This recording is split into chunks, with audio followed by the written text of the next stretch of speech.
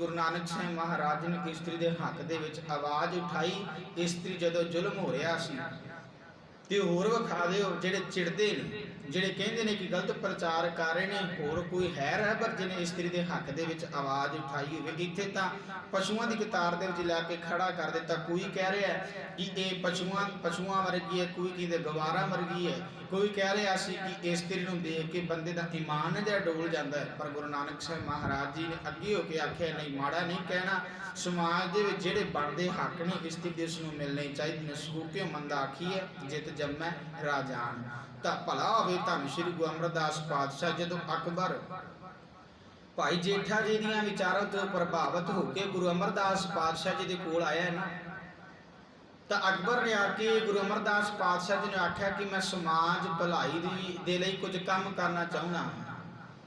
तो गुरु अमरदास पातशाह जी ने उत्थे अकबर ने गल आखी, जेकर करना है तो सती प्रथा जी चल रही है बंद कर देवो।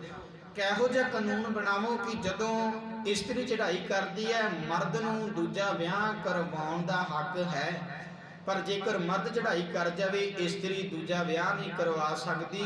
इत्थों तक कि इस्त्री नूं तैयार करके जिउंदी ने पति दे नाल साड़ दिता जांदा है। इह जिहड़ा जुल्म इस्त्री ते हो रिहा इस नूं बंद करो, सती प्रथा बंद कर दिओ। हुण जदों अकबर देश का राजा है, जदों गुरु अमरदास पातशाह के कोल आया तो गुरु अमरदास पातशाह ने अपने निज वास्ते कुछ मंग सकते हैं। कह देंगे कि मेरे पुत्र मोह नूं किसी देश का गवर्नर ला दिओ, किसी देश का राज भाग है जिहड़ा मेरे पुत्र मोह नूं दे दिओ। पर नहीं, गुरु अमरदास पातशाह जी ने अपने निज वास्ते कुछ नहीं मंगिया।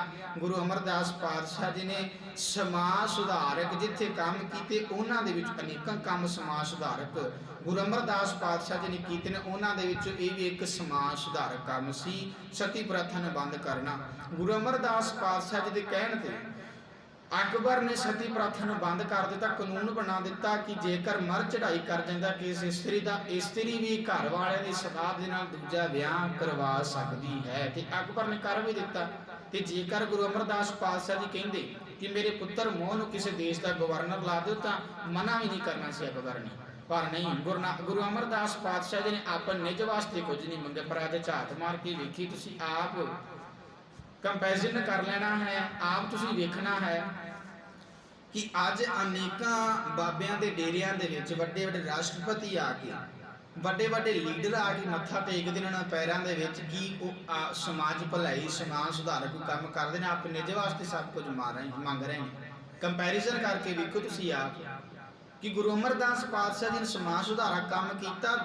देश का राजा है जिहड़ा गुरु अमरदास पातशाह दे कोल आया ते अज अनेकां इहो जिहे राष्ट्रपति, कोई प्रधानमंत्री, कोई मुख मंत्री डेरियां दे विच आके मत्था टेकदे ने, बाबियां दे पैरां ते आके डिगदे ने कि अज कोई बाबे समाज सुधारक काम करवा रहे हैं। नहीं करवाते, अपने निज वास्ते साडा आ काम करा दिओ, साडा आ काम करा दिओ, सिर्फ अपने निज वास्ते मंगिया जा रहा है। पर गुरु अमरदास पातशाह जी के कोल जो अकबर आया, गुरु अमरदास पातशाह जी ने आख्या जेकर कोई समाज सुधारक काम करना तो इस सती प्रथा नूं बंद किया जाए। सिर झुकदा गुरु अमरदास पातशाह जी अगे कि उन्होंने सती प्रथा नूं बंद करके ते इस्त्री नूं भी उन्हां दे जिहड़े बनदे हक सी वो दवाए। गुरु नानक साहिब महाराज जी कहते सो क्यों मंदा आखी जित जम्मै राजान। इस्त्री नूं माड़ा क्यों कहना जिस इस्त्री की कुख दे विचों राजे महाराजे चंगे गवर्नर, चंगे प्रधानमंत्री, चंगे जज, चंगे वकील, SSP, DC जन्म लेंदे ने। गुरु नानक साहिब महाराज कहते उस इस्त्री नूं माड़ा नहीं कहना चाहिए। भंडों ही भंड उपजै, भंडै बाज ना कोई। गुरु नानक साहिब महाराज ने आख्या इस्त्री तो ही इस्त्री जन्म लेंदी है, इस्त्री तो बिना संसार दे विच जन्म ही नहीं हो सकता। पातशाह जी कहना इस इस्त्री जाति तो राजे जन्म लेंदे ने। ते अगे पातशाह जी ने आख्या कि जगत विच कोई जीव इस्त्री तो बिना पैदा नहीं हो सकता। भंडों ही भंड उपजै, भंडै बाज ना कोई। इस्त्री तो बिना कोई बच्चा पैदा नहीं हो सकता। इस्त्री तो बिना संसार की उत्पत्ति नहीं चल सकती। अगे आंदे नानक भंडै बाहरा एको सच्चा। सो ये सिर्फ एक अकाल पुरख परमात्मा है जिहड़ा सहभंग है। गुरु नानक साहिब महाराज ने आख्या नानक भंडै बाहरा एको सच्चा। सो एक अकाल पुरख है ਜਿਹੜਾ ਸਹਿ ਭੰਗ ਹੈ, ਜਿਸ ਦਾ ਪ੍ਰਕਾਸ਼ ਆਪਣੇ ਆਪ ਧੋਇਆ। ਬਾਕੀ ਸਾਰੀ ਉਤਪੱਤੀ ਇਸਤਰੀ ਦੇ ਨਾਲ ਹੀ ਚੱਲ ਰਹੀ ਹੈ। ਜਿਤ ਮੁਖ ਸਦਾ ਸਲਾਹੀ ਹੈ, ਭਾਗਾਂ ਰਤੀ ਚਾਰ, ਨਾਨਕ ਤੇ ਮੁਖ ਉਜਲੇ ਤਿਤ ਸੱਚੈ ਦਰਬਾਰ। ਪਾਤਸ਼ਾਹ ਜੀ ਨੇ ਆਖਿਆ, ਕਹਿੰਦੇ ਜਿਸ ਮੁਖ ਤੋਂ ਅਕਾਲ ਪੁਰਖ ਦੇ ਸਿਫਤ ਤੋਂ ਸਲਾਹ ਕੀਤੀ ਜਾਂਦੀ ਹੈ, ਉਹ ਆਪਣੇ ਭਾਗ ਵੱਡੇ ਬਣਾ ਲੈਂਦੇ ਨੇ। ਹੁਣ ਗੁਰੂ ਨਾਨਕ ਸਾਹਿਬ ਮਹਾਰਾਜ ਨੇ ਇਸਤਰੀ ਦੇ ਹੱਕ ਦੇ ਵਿੱਚ ਆਵਾਜ਼ ਬੁਲੰਦ ਕੀਤੀ। ਬਣਦੇ ਹੱਕ ਇਸਤਰੀ ਨੂੰ ਆਖੇ ਕਿ ਮਿਲਣੇ ਚਾਹੀਦੇ ਨੇ। ਉਹ ਜੀਵ ਰੂਪ ਇਸਤਰੀਆਂ ਕਿਉਂ ਨਾ ਆਖਣਗੀਆਂ? ਬਲਿਹਾਰੀ ਗੁਰੇ ਆਪਣੇ ਦਿਓ ਹਾੜੀ ਸਦਵਾਰ, ਜਿਨ ਮਾਨਸ ਤੇ ਦੇਵਤੇ ਕੀ ਕਰਤਨ ਲਾਗੀ ਵਾਰ। ਉਹ ਕਿਉਂ ਨਾ ਕਹਿਣਗੀਆਂ ਭੂਲੇ ਮਾਰਗ, ਜਿਨੇ ਬਤਾਇਆ ਐਸਾ ਗੁਰ, ਵੱਡ ਭਾਗੀ ਪਾਇਆ। ਸਿਮਰ ਮਨ ਰਾਮ ਨਾਮ ਚਿਤਾਰੇ, ਬਾਸਰ ਹੀ ਹਿਰਦੈ ਗੁਰ ਚਰਨ ਪਿਆਰੇ। ਉਹ ਆਪਣੇ ਜੀਵਨ ਦੇ ਵਿੱਚ ਅਕਾਲ ਪੁਰਖ ਦੇ ਸਿਰ ਤੋਂ ਸਲਾਹ ਕਰਨਗੀਆਂ। ਉਹ ਅਕਾਲ ਪੁਰਖ ਦੇ ਗੁਣ ਗਾਉਣਗੀਆਂ, ਜਿਨ੍ਹਾਂ ਨੂੰ ਗੁਰੂ ਨਾਨਕ ਸਾਹਿਬ ਮਹਾਰਾਜ ਨੇ ਹੱਕ ਦਿਵਾਏ। ਜਿਹੜੀ ਦੁਰਦਸ਼ਾ ਇਸਤਰੀ ਦੀ ਬਣੀ ਪਈ ਸੀ, ਜਿਹੜੀ ਤਰਸਯੋਗ ਹਾਲਤ ਇਸਤਰੀ ਦੇ ਬਣੇ ਪਈ ਸੀ, ਗੁਰੂ ਨਾਨਕ ਸਾਹਿਬ ਮਹਾਰਾਜ ਜੀ ਨੇ ਆਵਾਜ਼ ਬੁਲੰਦ ਕੀਤੀ ਤੇ ਆਖਿਆ, ਸੋ ਕਿ ਮੰਦਾ ਆਖੀਐ ਜਿਤ ਜੰਮੈ ਰਾਜਾਨ, ਭੰਡੋਂ ਹੀ ਭੰਡ ਉਪਜੈ ਭੰਡੈ ਬਾਝ ਨ ਕੋਏ। ਨਾਨਕ ਭੰਡੈ ਬਾਹਰ ਆਏ ਕੋ ਸੱਚਾ ਸੋਏ, ਜਿਤ ਮੁਖ ਸਦਾ ਸਲਾਹੀਐ ਭਾਗਾ ਰਤੀ ਚਾਰ। ਨਾਨਕ ਤੇ ਮੁਖ ਉਜਲੇ ਤੇ ਸੱਚਾ ਦਰਬਾਰ। ਇਹਨਾਂ ਦੇ ਮੁਖ ਉਜਲੇ ਹੁੰਦੇ ਨੇ। ਸੱਚੇ ਦਰਬਾਰ ਦੇ ਵਿੱਚ ਜਿਹੜੇ ਆਪਣੀ ਮੁਖ ਤੋਂ ਅਕਾਲ ਪੁਰਖ ਦੀ ਸਿਫਤੋ ਸਲਾਹ ਕਰਦੀਆਂ। ਹੁਣ ਜਦੋਂ ਔਰਤ ਦੇ ਕਿਰਦਾਰ ਡਿੱਗਦਾ ਹੈ ਤਾਂ ਗੁਰੂ ਨਾਨਕ ਸਾਹਿਬ ਮਹਾਰਾਜ ਜੀ ਨੇ ਦੋਵੇਂ ਪਾਖੀ ਗੁਰਬਾਣੀ ਦੇ ਵਿੱਚ ਬਿਆਨ ਕੀਤੇ ਨੇ। ਜਿੱਥੇ ਇਸਤਰੀ ਦੇ ਹੱਕ ਦੇ ਵਿੱਚ ਗੁਰੂ ਨਾਨਕ ਸਾਹਿਬ ਮਹਾਰਾਜ ਜੀ ਨੇ ਆਵਾਜ਼ ਬੁਲੰਦ ਕੀਤੀ ਤੇ ਆਖੇ ਸਜਾਗੇ ਮੈਂ ਪੁਰਖ ਏਕ ਹੈ ਹੋਰ ਸਗਲੀ ਨਾਲ ਸੁਭਾਈ। ਤਾਂ ਪਾਤਸ਼ਾਹ ਜੀ ਨੇ ਇਹ ਵੀ ਸ਼ਬਦ ਵਰਤੇ ਕਿ ਜਿੱਥੇ ਔਰਤ ਨੂੰ ਮਾਣ ਇੱਜ਼ਤ ਦਿੱਤੀ ਹੈ, ਜਿੱਥੇ ਆਪਣਾ ਰੁਤਬਾ ਆਪਣਾ ਸਟੇਟਸ ਹੈ ਜਿਹੜਾ ਉਹ ਕਾਇਮ ਰੱਖਣ ਦੀ ਗੱਲ ਕੀਤੀ ਕਿ ਆਪਣਾ ਕਿਰਦਾਰ ਜਿਹੜਾ ਉਹ ਚੰਗਾ ਬਣਾ ਕੇ ਰੱਖੀ, ਆਪਣਾ ਰੁਤਬਾ ਚੰਗਾ ਬਣਾ ਕੇ ਰੱਖੀ। ਉੱਥੇ ਗੁਰੂ ਨਾਨਕ ਸਾਹਿਬ ਮਹਾਰਾਜ ਜੀ ਨੇ ਪਾਤਸ਼ਾਹ ਜੀ ਨੇ ਬਾਣੀ ਦੇ ਵਿੱਚ ਇਹ ਵੀ ਪਾਵਨ ਬੋਲ ਵਰਤੇ ਕਿ ਜਦੋਂ ਇਸਤਰੀ ਆਪਣੇ ਕਿਰਦਾਰ ਤੋਂ ਡਿੱਗਦੀ ਹੈ, ਆਪਣਾ ਸਟੇਟਸ ਆਪਣਾ ਰੁਤਬਾ ਗਵਾ ਲੈਂਦੀ ਹੈ, ਤਾਂ ਗੁਰੂ ਨਾਨਕ ਸਾਹਿਬ ਮਹਾਰਾਜ ਜੀ ਨੇ ਸੂਹੀ ਰਾਗ ਦੇ ਵਿੱਚ ਆਖਿਆ, ਚੋਰਾਂ ਜਾਰਾਂ ਰੰਡੀਆਂ ਕੂਟਣੀਆਂ ਦੀ ਬਾਣ, ਵੇਦੀਨਾ ਕੀ ਦੋਸਤੀ ਵੇਦੀਨਾ ਕਾ ਖਾਣ।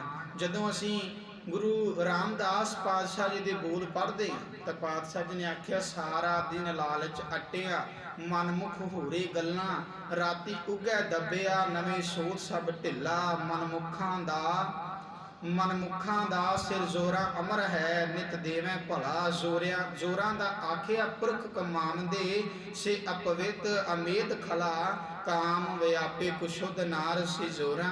ਕੁਝ ਚਲੇ ਅੱਜ ਕਈ ਘਰਾਂ ਦੇ ਹਾਲਾਤ ਤੁਸੀਂ ਇੱਦਾਂ ਦੇ ਵੇਖੇ ਹੋਣਗੇ, ਜਿੱਥੇ ਜਿਵੇਂ ਪਤਨੀਆਂ ਕਹਿੰਦੀਆਂ ਨੇ ਪਤੀ ਉਸੇ ਤਰ੍ਹਾਂ ਕਰਦਾ ਹੈ, ਪਤਨੀ ਜਿਵੇਂ ਕਹਿੰਦੀ ਹੈ ਮਰਦ ਉਸੇ ਤਰ੍ਹਾਂ ਕੰਮ ਕਰਦੇ ਨੇ, ਸਲਾਹ ਨਹੀਂ ਲੈਂਦੇ। ਇੱਕ ਹੁੰਦਾ ਹੈ ਆਪਸ ਦੇ ਵਿੱਚ ਬੈਠ ਕੇ ਸਲਾਹ ਕਰਨੀ ਕਿ ਆਹ ਕੰਮ ਆਪਾਂ ਇਸ ਤਰ੍ਹਾਂ ਕਰਨਾ ਹੈ। ਪਰ ਗੁਰੂ ਰਾਮਦਾਸ ਪਾਤਸ਼ਾਹ ਜੀ ਨੇ ਉੱਤੇ ਆਖਿਆ, ਕਾਮ ਵਿਆਪੇ ਕੁਸ਼ੁੱਧ ਨਾਰ ਸੇ ਜ਼ੋਰਾਂ ਪੁੱਛ ਚਲਾ। ਕਾਮ ਦੇ ਵਿੱਚ ਫਸੇ ਹੋਏ, ਕਾਮ ਵਾਸਨਾ ਦੇ ਵਿੱਚ ਖਚਿਤ ਹੋਏ ਮਨੁੱਖ ਜਿਵੇਂ ਇਸਤਰੀਆਂ ਕਹਿੰਦੇ ਨੇ ਉਵੇਂ ਕਰੀ ਜਾਂਦੇ ਨੇ। ਕਿਵੇਂ? ਵਿਚਾਰ ਨਹੀਂ ਕਰਨੀ, ਸਲਾਹ ਨਹੀਂ ਕਰਨੀ ਘਰ ਦੇ ਵਿੱਚ ਕਿ ਆਪਾਂ ਆਹ ਕੰਮ ਕਿੱਦਾਂ ਕਰਨਾ। ਇਸਤਰੀ ਕਹਿੰਦੀ ਹੈ ਕਿ ਫਲਾਣੇ ਬੰਦੇ ਦੇ ਘਰ ਦੇ ਵਿੱਚ ਫਰਿੱਜ ਵੱਡੀ ਆਪਣੀ ਛੋਟੀ, ਇਹਨੂੰ ਵੇਚ ਕੇ ਹੋਰ ਲੈ ਕੇ ਆ, ਭਾਵੇਂ ਤੇ ਰਿਸ਼ਵਤ ਲੈਣੀ ਪਵੇ, ਚੋਰੀ ਕਰਨੀ ਪਵੇ, ਠੱਗੀ ਕਰਨੀ ਪਵੇ, ਲੈ ਕੇ ਆ। ਬੰਦਾ ਉਸੇ ਤਰ੍ਹਾਂ ਕਰਨਾ ਸ਼ੁਰੂ ਕਰ ਦਿੰਦਾ। ਸਲਾਹ ਨਹੀਂ ਕੀਤੀ, ਇਸਤਰੀ ਨੇ ਜਿਵੇਂ ਕਿਹਾ ਉਵੇਂ ਕੰਮ ਹੈ ਜਿਹੜਾ ਕਰਨਾ ਸ਼ੁਰੂ ਕਰ ਦਿੱਤਾ। ਤੇ ਗੁਰੂ ਰਾਮਦਾਸ ਪਾਤਸ਼ਾਹ ਜੀ ਨੇ ਆਖਿਆ, ਜ਼ੋਰਾਂ ਦਾ ਆਖਿਆ ਪੁਰਖ ਕਮਾਉਂਦੇ ਸੇ ਅਪਵਿੱਤ ਅਮੇਦ ਖਲਾ, ਕਾਮ ਵਿਆਪੇ ਕੁਸ਼ੁੱਧ ਨਾਰ ਸੇ ਜ਼ੋਰਾਂ ਪੁੱਛ ਚਲਾ। ਤੇ ਜਿੱਥੇ ਪਾਤਸ਼ਾਹ ਜੀ ਨੇ ਬਾਣੀ ਵਿੱਚ ਇਹ ਵੀ ਪਾਵਨ ਬੋਲ ਵਰਤੇ ਕਿ ਜਦੋਂ ਇਸਤਰੀ ਸਲਾਹਕਾਰ ਬਣ ਜਾਏ ਤੇ ਮਰਦ ਹੈ ਜਿਹੜਾ ਉਹ ਸ਼ਿਕਾਰੀ ਬਣ ਜਾਵੇ, ਤਾਂ ਪਾਤਸ਼ਾਹ ਜੀ ਨੇ ਆਖਿਆ, ਗੁਰੂ ਪਾਤਸ਼ਾਹ ਜੀ ਦੇ ਬੋਲ ਨੇ, ਰੰਨਾ ਹੋਈਆਂ ਬੋਧੀਆਂ ਪੁਰਸ਼ ਹੋਏ ਸਯਾਦ, ਸੀਲ ਸੰਜਮ ਸੁਚ ਭੰਨੀ, ਖਾਣਾ ਖਾਜ ਆਹਾਜ। ਤੇ ਪਾਤਸ਼ਾਹ ਜੀ ਕਹਿੰਦੇ ਫਿਰ ਉੱਥੇ ਕੀ ਹੁੰਦਾ, ਸ਼ਰਮ ਗਿਆ ਘਰ ਆਪਣਾ, ਪਾਤੇ ਉੱਠ ਚੱਲੀ ਨਾਲ, ਨਾਨਕ ਸੱਚਾ ਏਕ ਹੈ ਔਰ ਨਾ ਸੱਚਾ ਭਾਲ। ਜਿੱਥੇ ਗੁਰੂ ਨਾਨਕ ਸਾਹਿਬ ਮਹਾਰਾਜ ਜੀ ਨੇ ਇਸਤਰੀ ਦੇ ਹੱਕ ਦੇ ਵਿੱਚ ਆਵਾਜ਼ ਬੁਲੰਦ ਕੀਤੀ ਹੈ, ਉੱਥੇ ਜੇ ਇਸਤਰੀ ਆਪਣੇ ਰੁਤਬੇ ਤੋਂ, ਆਪਣੇ ਸਟੇਟਸ ਤੋਂ, ਆਪਣੇ ਕਿਰਦਾਰ ਤੋਂ ਡਿੱਗਦੀ ਹੈ ਤਾਂ ਪਾਤਸ਼ਾਹ ਜੀ ਨੇ ਉਸ ਦੇ ਵਾਸਤੇ ਰੰਨਾ ਲਫ਼ਜ਼ ਹੀ ਵਰਤਿਆ ਹੈ। ਉਥੇ ਪਾਤਸ਼ਾਹ ਜੀ ਨੇ ਚੋਰਾਂ ਜਾਰਾਂ ਰੰਡੀਆਂ ਕੁੱਟਣੀਆਂ ਦੀ ਬਾਣ, ਵੇ ਦੀਨਾ ਕੀ ਦੋਸਤੀ ਵੇ ਦੀਨਾ ਕਾ ਖਾਣ, ਇਹ ਵੀ ਲਫ਼ਜ਼ ਪਾਤਸ਼ਾਹ ਜੀ ਨੇ ਗੁਰਬਾਣੀ ਵਿੱਚ ਵਰਤੇ ਤੇ ਆਖਿਆ ਰੰਨਾਂ ਹੋਈਆਂ ਬੋਦੀਆਂ, ਪੁਰਸ਼ ਹੋਏ ਸਯਾਦ, ਇਸਤਰੀ ਸਲਾਹਕਾਰ ਬਣ ਗਈ। ਮਰਦ ਹੈ ਜਿਹੜਾ ਸ਼ਿਕਾਰੀ ਬਣ ਗਿਆ, ਜਿਵੇਂ ਇਸਤਰੀ ਕਹਿੰਦੀ ਹੈ ਮਰਦ ਉਸੇ ਤਰ੍ਹਾਂ ਕੰਮ ਕਰਦਾ ਹੈ। ਘਰ ਦੇ ਵਿੱਚ ਸਲਾਹ ਨਹੀਂ ਕਰਦੇ ਕਿ ਆਪਾਂ ਕੰਮ ਕਿਸ ਤਰ੍ਹਾਂ ਕਰਨਾ, ਜਿਵੇਂ ਇਸਤਰੀ ਕਹਿ ਰਹੀ ਹੈ ਉਵੇਂ ਕੀਤਾ ਜਾ ਰਿਹਾ। ਹੁਣ ਦੇਖੋ ਉਹ ਵੀ ਇਸਤਰੀਆਂ ਨੇ ਨਾ ਜਿਹੜੀਆਂ ਵਿਆਹੀਆਂ ਘਰ ਦੇ ਵਿੱਚ ਆਉਂਦੀਆਂ ਨੇ, ਬੱਚਿਆਂ ਤੱਕ ਦੇ ਕਤਲ ਕਰਾ ਦਿੰਦੀਆਂ ਨੇ, ਬੱਚੇ ਤੱਕ ਮਰਵਾ ਦੇਣ ਹੈਗੀਆਂ, ਉਹ ਵੀ ਇਸਤਰੀਆਂ ਨੇ। ਪਰ ਇੱਕ ਬੰਨੇ ਗੁਰੂ ਨਾਨਕ ਸਾਹਿਬ ਮਹਾਰਾਜ ਨੇ ਇਸਤਰੀ ਦੇ ਹੱਕ ਦੇ ਵਿੱਚ ਆਵਾਜ਼ ਬੁਲੰਦ ਕੀਤੀ ਤੇ ਆਖਿਆ, ਸੋ ਕੇ ਮੰਦਾ ਆਖੀਐ ਜਿਤ ਜੰਮੈ ਰਾਜਾਨ ਕੀ, ਜਿਸ ਇਸਤਰੀ ਦੀ ਕੁੱਖ ਦੇ ਵਿੱਚੋਂ ਰਾਜੇ ਮਹਾਰਾਜੇ ਜਨਮ ਲੈਂਦੇ ਨੇ, ਲੀਡਰਸ਼ਿਪ ਚੰਗੇ ਜਨਮ ਲੈਂਦੇ ਨੇ, ਵਕੀਲ ਜੱਜ ਜਿੱਥੋਂ ਚੰਗੇ ਜਨਮ ਲੈਂਦੇ ਨੇ, ਉਸ ਇਸਤਰੀ ਨੂੰ ਮਾੜਾ ਕਿਉਂ ਕਹਿਣਾ। ਪਰ ਜੇਕਰ ਇਸਤਰੀ ਆਪਣੇ ਸਟੇਟਸ ਤੋਂ, ਆਪਣੇ ਕਿਰਦਾਰ ਤੋਂ, ਆਪਣੇ ਰੁਤਬੇ ਤੋਂ ਡਿੱਗਦੀ ਹੈ ਤਾਂ ਗੁਰੂ ਨਾਨਕ ਸਾਹਿਬ ਮਹਾਰਾਜ ਜੀ ਨੇ ਆਖਿਆ ਰੰਨਾਂ ਹੋਈਆਂ ਬੋਧੀਆਂ, ਪੁਰਸ਼ ਹੋਏ ਸਯਾਦ, ਸੀਲ ਸੰਜਮ ਸੁੱਚ ਭੰਨੀ, ਮਿੱਠਾ ਸੁਭਾਅ ਸੀਲ ਸੰਜਮ ਇਹ ਜੀਵਨ ਦੇ ਵਿੱਚ ਰਹਿ ਨਹੀਂ ਜਾਂਦਾ। ਸੀਲ ਸੰਜਮ ਸੁੱਚ ਭੰਨੀ, ਖਾਣਾ ਖਾ ਜਹਾਜ,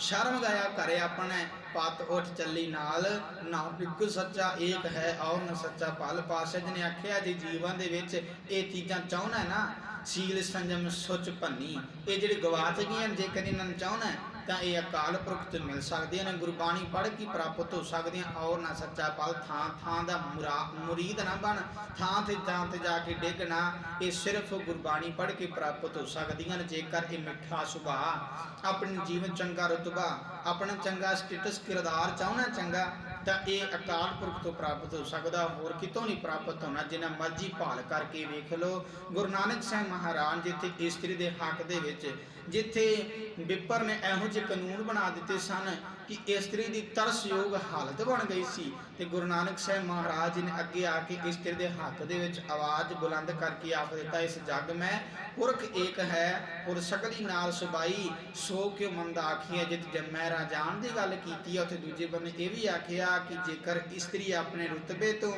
ਆਪਣੇ ਸਟੇਟਸ ਤੋਂ, ਆਪਣੀ ਕਿਰਦਾਰ ਤੋਂ ਡਿੱਗਦੀ ਹੈ ਤਾਂ ਫਿਰ ਗੁਰੂ ਨਾਨਕ ਸਾਹਿਬ ਮਹਾਰਾਜ ਜੀ ਨੇ ਰੰਨਾਂ ਹੋਈਆਂ ਬੋਧੀਆਂ, ਪੁਰਸ਼ ਹੋਏ ਸਯਾਦ, ਸੀਲ ਸੰਜਮ ਸੁੱਚ ਭੰਨੀ, ਖਾਣਾ ਖਾ ਜਹਾਜ, ਸ਼ਰਮ ਗਿਆ ਘਰੇ ਆਪਣੇ, ਪਾਤੇ ਉੱਠ ਚੱਲੀ ਨਾਲ, ਨਾਨਕ ਸੱਚਾ ਏਕ ਹੈ ਔਰ ਨ ਸੱਚਾ ਪਾਲ। ਇਹ ਵੀ ਪਾਵਨ ਬਚਨ ਗੁਰਬਾਣੀ ਦੇ ਵਿੱਚ ਦਰਜ ਕੀਤੇ ਨੇ। ਸੋ ਜੋ ਹਾਲਾਤ ਇਸਤਰੀ ਦੇ ਤਰਸਯੋਗ ਬਣ ਚੁੱਕੇ ਸਨ, ਗੁਰੂ ਨਾਨਕ ਸਾਹਿਬ ਮਹਾਰਾਜ ਜੀ ਨੇ ਉਹਨਾਂ ਦੇ ਹੱਕ ਦੇ ਵਿੱਚ ਆਵਾਜ਼ ਬੁਲੰਦ ਕੀਤੀ ਆ। ਹੋਰ ਕੋਈ ਰਹਿਬਰ ਨਹੀਂ ਜਿਹਨੇ ਇਸਤਰੀ ਦੇ ਹੱਕ ਦੇ ਵਿੱਚ ਆਵਾਜ਼ ਬੁਲੰਦ ਕੀਤੀ ਹੋਵੇ। ਅਸੀਂ ਮਾਣ ਨਾਲ ਕਹਿੰਦੇ ਹਾਂ ਕਿ ਗੁਰੂ ਨਾਨਕ ਪਾਤਸ਼ਾਹ ਜੀ ਨੇ ਇਸਤਰੀ ਦੇ ਹੱਕ ਦੇ ਵਿੱਚ ਆਵਾਜ਼ ਬੁਲੰਦ ਕੀਤੀ ਤੇ ਇਸਤਰੀ ਨੂੰ ਬਣਦੇ ਹੱਕ ਨੇ ਜਿਹੜੇ ਉਹ ਦਿਵਾਏ। ਪਰ ਅੱਜ ਹਾਲਾਤ ਕੁਝ ਇੱਦਾਂ ਦੇ ਨੇ, ਅਸੀਂ ਵੇਖ ਸਕਦੇ ਹਾਂ ਜਿਵੇਂ ਦੇ ਬਾਣੇ ਪਏ ਨੇ। ਅੱਜ ਵੀ ਕੁਝ ਅਨੇਕਾਂ ਇਹੋ ਜਿਹੇ ਬੰਦੇ ਨੇ ਜਿਹੜੇ ਇਸਤਰੀ ਨੂੰ ਪੈਰ ਦੀ ਜੁੱਤੀ ਕਹਿੰਦੇ ਨੇ, ਜਾਂ ਪਸ਼ੂਆਂ ਦੀ ਕਤਾਰ ਦੇ ਵਿੱਚ ਲਿਆ ਕੇ ਖੜੇ ਕਰਦੇ ਨੇ।